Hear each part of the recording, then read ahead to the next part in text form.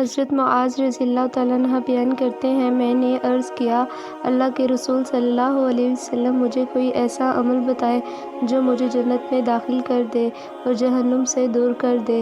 آپ صلی اللہ علیہ وسلم نے فرمایا، تم نے ایک بہت بڑی بات کے متعلق پوچھا ہے، لیکن وہ ایسے شخص کے لیے آسان ہے جس پر اللہ تعالیٰ اسے آسان فرما دے۔ تم اللہ کی عبادت کرو اور اس کے ساتھ کسی کو شریک نہ بناؤ، نماز قائم کرو، زکوٰۃ ادا کرو، رمضان کے روزے رکھو اور بیت اللہ کا حج کرو۔ پھر فرمایا، کیا میں تمہیں ابواب خیر کے متعلق نہ بتاؤں؟ روزہ ڈھال ہے، صدقہ گناہوں کو ایسے مٹا دیتا ہے جیسے پانی آگ کو بجھا دیتا ہے، اور رات کے اوقات میں آدمی کا نماز پڑھنا گناہوں کو مٹا دیتا ہے۔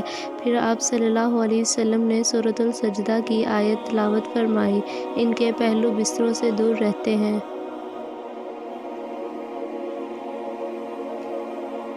حتیٰ کہ آپ صلی اللہ علیہ وسلم نے وہ عمل کیا کرتے تھے تک تلاوت مکمل فرمائی۔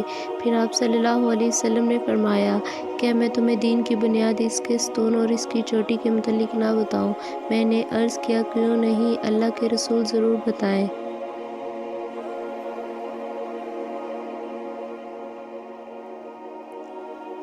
آپ صلی اللہ علیہ وسلم نے فرمایا، دین کی بنیاد اسلام ہے، اس کا ستون نماز اور اس کی چوٹی جہاد ہے۔ پھر فرمایا، کیا میں تمہیں ان سب سے بڑی چیز کے متعلق نہ بتاؤں؟ میں نے عرض کیا، کیوں نہیں، اللہ کے نبی ضرور بتائیں۔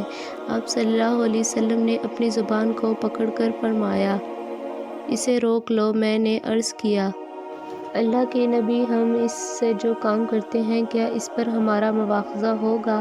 آپ صلی اللہ علیہ وسلم نے فرمایا، معاذ، تیری ماں تجھے گم پائے، لوگوں کی ان کی زبانوں کی کاٹ ہی ان کے چہروں یا نتنوں کے بل جہنم میں گرائے گی۔